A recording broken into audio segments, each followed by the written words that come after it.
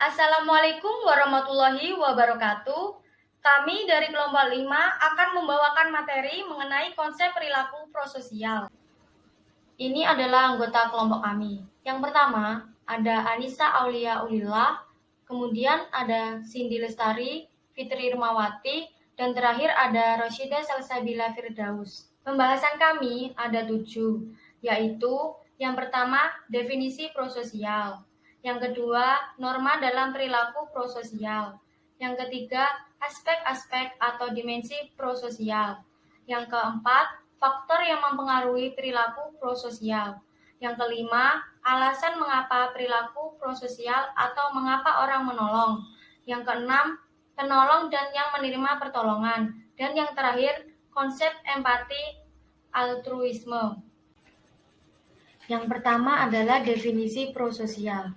Jadi, perilaku prososial itu merupakan sebuah aksi atau tindakan individu untuk menolong orang lain, biasanya tanpa manfaat langsung bagi penolongnya. Dan menurut Baron and Brun tahun 2004, perilaku prososial merupakan perilaku yang memberi manfaat kepada orang lain. Nah, sedangkan Sears dalam Desmita 2010 mendefinisikan perilaku prososial sebagai tingkah laku yang menguntungkan orang lain.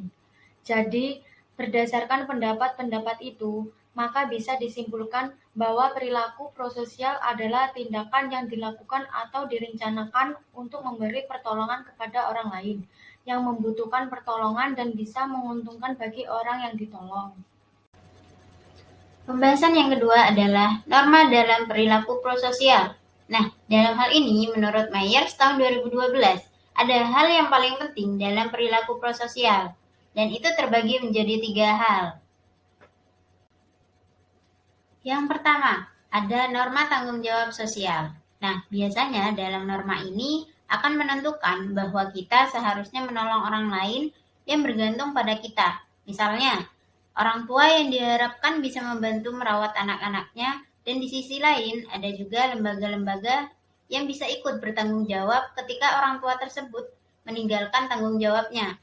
Pada contoh lain, misalnya ada seorang guru yang harus membantu murid-muridnya supaya dapat memahami apa yang disampaikan. Kemudian ada aturan agama dan moral yang menekankan penganutnya untuk menolong orang lain. Dan juga ada banyak lagi contoh-contoh yang lainnya. Nah, terkadang kewajiban-kewajiban seperti itu ditulis dalam bentuk aturan hukum yang tertulis. Dan hal itu merupakan salah satu cara untuk menekankan individu bahwa ia sebenarnya punya kewajiban untuk menolong. Kemudian yang kedua adalah norma timbal balik. Pada norma ini biasanya akan menekankan bahwa kita harus menolong orang yang sudah menolong kita. Nah, ada beberapa penelitian menunjukkan bahwa seseorang akan cenderung menolong orang lain yang pernah membantu mereka. Dan hal itu sepertinya sangat kuat dan terjadi pada sebagian besar kebudayaan yang ada. Pada penelitian yang dilakukan oleh Greenberg dan Fries tahun 1972 menghasilkan penelitian bahwa bantuan yang lebih besar akan lebih sering dibalas daripada bantuan yang lebih kecil.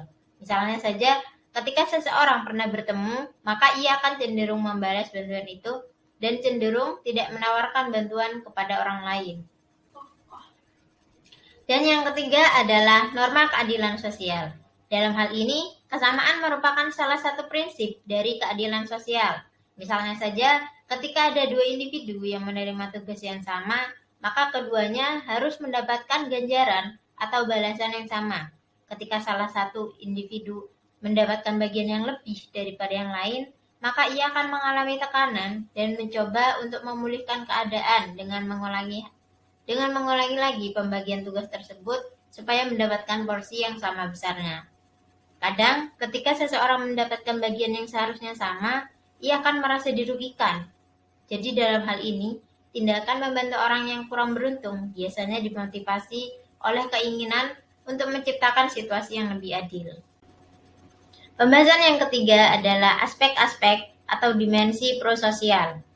Aspek-aspek perilaku prososial menurut Eisenberg dan Musen dalam Daya Kisni dan Hudaniyah itu tahun 2012 ada 7, yaitu yang pertama adalah berbagi. Kesediaan berbagi perasaan dengan orang lain, baik dalam suasana suka maupun duka. Berbagi dilakukan jika penerima menunjukkan kekuasaan sebelum ada tindakan melalui dukungan verbal dan juga fisik. Yang kedua, ada kerjasama. Kerjasama ini adalah kesediaan untuk bekerja sama dengan orang lain demi tercapainya suatu tujuan. Kerjasama biasanya mencakup hal-hal yang saling menguntungkan, saling memberi, saling menolong, dan juga menenangkan. Ketiga, ada kejujuran. Kejujuran itu suatu bentuk perilaku yang dilakukan dengan perkataan yang benar dengan adanya keadaan sesungguhnya tanpa menambahkan ataupun mengurangi informasi yang ada. Yang keempat adalah menyumbang. Menyumbang ini merupakan suatu tindakan di mana seseorang dapat memberikan suatu barang dalam bentuk material kepada orang lain berdasarkan permintaan ataupun kegiatan dan kejadian yang membutuhkan. Aspek yang kelima adalah kedermawanan. Kedermawanan ini merupakan suatu perilaku yang dilakukan atas dasar kesadaran diri sendiri dan menunjukkan rasa kemanusiaan karena telah memberikan sebagian hartanya kepada sekelompok individu lain yang membutuhkan.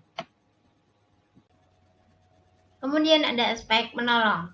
Aspek menolong ini merupakan kesediaan untuk menolong orang lain yang sedang dalam kesusahan. Menolong dalam hal ini meliputi membantu orang lain, memberi informasi, menawarkan bantuan kepada orang lain, atau melakukan sesuatu yang menunjang berlangsungnya kegiatan orang lain. Dan aspek yang terakhir adalah mempertimbangkan kesejahteraan individu lain. Dalam hal ini dengan memberikan sarana untuk individu lain dengan tujuan memberikan kemudahan dalam semua urusannya, serta memiliki rasa kepedulian terhadap individu lain dengan cara mendengarkan masalah yang diceritakan individu lain tersebut. Sedangkan menurut Carlo and Randall tahun 2002, aspek-aspek dalam perilaku prososial ada 5, yaitu yang pertama, ada aspek altruistic prosocial behavior. Biasanya, pada aspek ini akan memotivasi untuk membantu orang lain, terutama yang berhubungan dengan kebutuhan dan juga kesejahteraan orang lain. Hal ini sering disebabkan oleh adanya respon-respon simpati dan kemudian diinternalisasikan menjadi norma atau prinsip yang sama dengan membantu orang lain. Selanjutnya ada complicant prosocial behavior. Nah, pada aspek ini biasanya akan membantu ketika dimintai bantuan, baik itu secara verbal ataupun non-verbal. Kemudian aspek yang ketiga adalah emotional prosocial behavior. Nah, pada aspek ini biasanya akan membantu karena adanya perasaan emosi berdasarkan situasi yang sedang terjadi. Aspek yang keempat adalah public prosocial behavior. Pada aspek ini, biasanya akan melibatkan perilaku yang dilakukan di hadapan orang lain dengan tujuan mendapatkan pengakuan dan rasa hormat, serta untuk meningkatkan harga diri.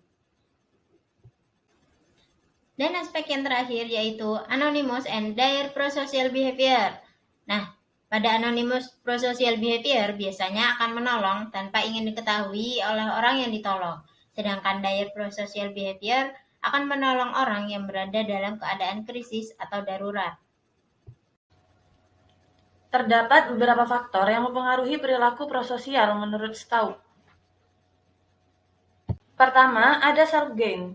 Self-gain yaitu harapan untuk mendapatkan atau mengantisipasi kehilangan sesuatu seperti ingin mendapatkan pengakuan, pujian, ataupun takut dikucilkan. Yang kedua, ada personal values and norms. Personal values and norms yaitu adanya nilai dan norma sosial yang diinternalisasikan individu selama sosialisasi dan berkaitan dengan tindakan prososial. Misalnya kewajiban menegakkan kebenaran dan keadilan serta adanya norma timbal balik. Poin ketiga ada empathy. Empathy yaitu suatu kemampuan ketika ikut merasakan perasaan atau pengalaman orang lain. Selain itu, terdapat pula faktor yang memicu terjadinya perilaku prososial, antara lain poin pertama ada faktor suasana hati. Suasana hati dapat menjadi faktor pemicu terjadinya perilaku prososial.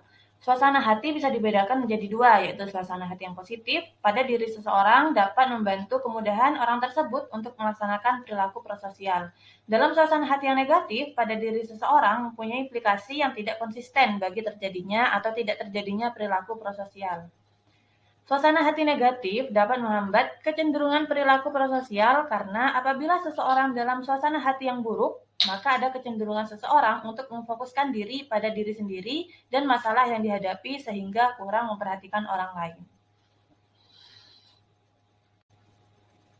Poin yang kedua, ada faktor jenis peristiwa yang dapat diklasifikasikan secara jelas atau non-ambigu membutuhkan bantuan, dan jenis peristiwa yang dapat diklasifikasikan tidak jelas atau ambigu membutuhkan bantuan. Faktor peristiwa yang dapat dibagi secara jelas dan tidak jelas dalam membutuhkan bantuan dalam kehidupan.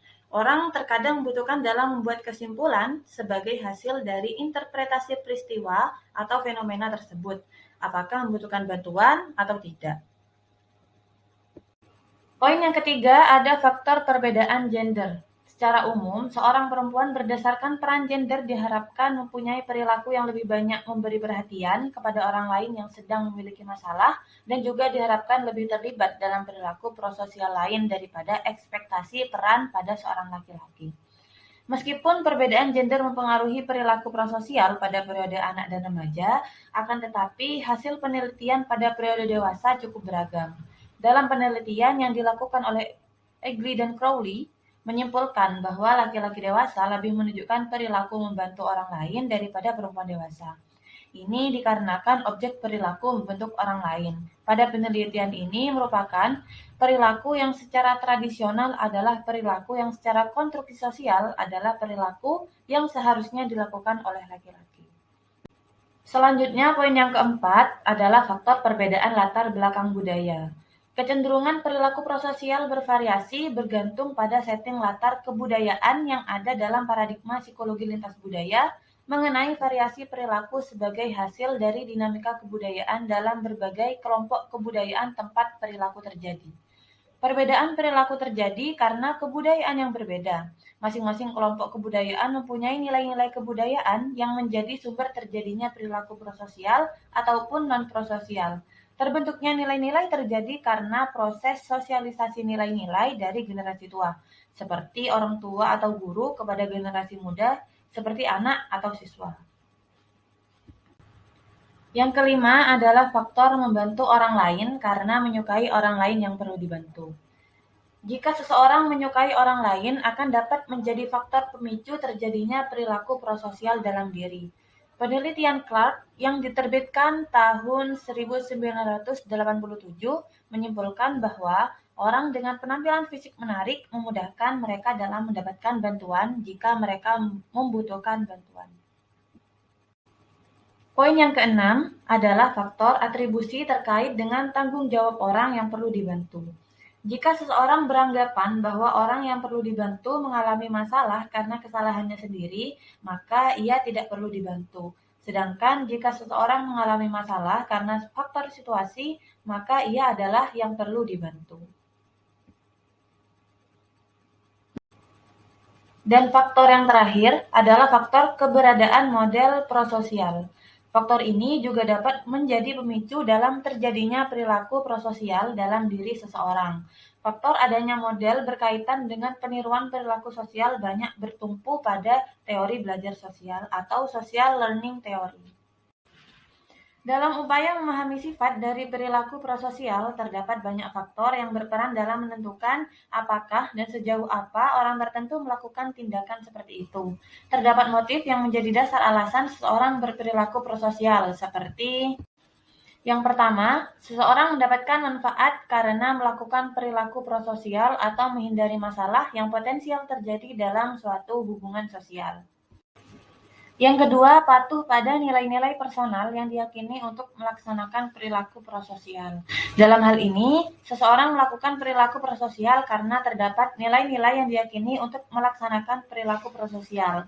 Eisenberg menjelaskan bahwa perilaku prososial dapat dipicu oleh nilai-nilai moral yang diinternalisasikan oleh institusi agama dan kemasyarakatan. Yang ketiga, ada perasaan empati. Batson menjelaskan bahwa motif untuk mementingkan orang lain dapat terbentuk karena seseorang ikut merasakan keadaan perasaan orang lain. Perilaku prososial dapat terjadi karena bangkitnya emosi empati dalam diri ketika melihat kesulitan yang dihadapi oleh orang lain. Dalam psikologi sosial, perilaku menolong disebut dengan perilaku prososial, yaitu suatu perilaku memberikan pertolongan pada orang lain tanpa adanya keuntungan untuk si penolong. Baron, Brain, and Branscombe, sebagaimana dikutip dalam Sarwono dan Mainarno 2009. Penolong adalah orang yang membantu orang lain yang sedang dalam kesulitan. Sedangkan definisi penolong menurut KBBI adalah orang yang menolong. Selain penolong, terdapat pula sebutan bagi orang yang menerima pertolongan, adalah seseorang yang mendapatkan bantuan dari orang lain ketika sedang kesulitan. Perilaku prososial melibatkan empati untuk merasakan emosional orang lain, merasa simpati terhadap mereka, dan melihat sudut pandang mereka. Empati merupakan reaksi emosional yang fokus pada orang lain dan termasuk perasaan kasihan, simpati, serta perhatian. Konsep altruisme merupakan konsep sosiologi yang menekankan pada kepentingan orang lain. Altruisme adalah salah satu bentuk perhatian untuk membantu orang lain tanpa memperhatikan diri sendiri. Batson 1991 mengatakan bahwa orang terkadang menolong orang lain untuk alasan pribadi, namun terkadang motif untuk orang tersebut murni altruistik, di mana tujuan mereka yaitu hanya menolong orang lain walaupun dalam menolong tersebut memerlukan pengorbanan yang besar bagi dirinya. Selain itu, Batson juga mengatakan bahwa altruisme yang murni akan muncul ketika kita merasakan empati terhadap orang lain yang membutuhkan bantuan, yaitu menempatkan diri kita pada posisi orang lain serta merasakan emosi dan kejadian seperti yang mereka rasakan. Jangan lupa like, comment, subscribe, dan share ya. Kamsahamnida.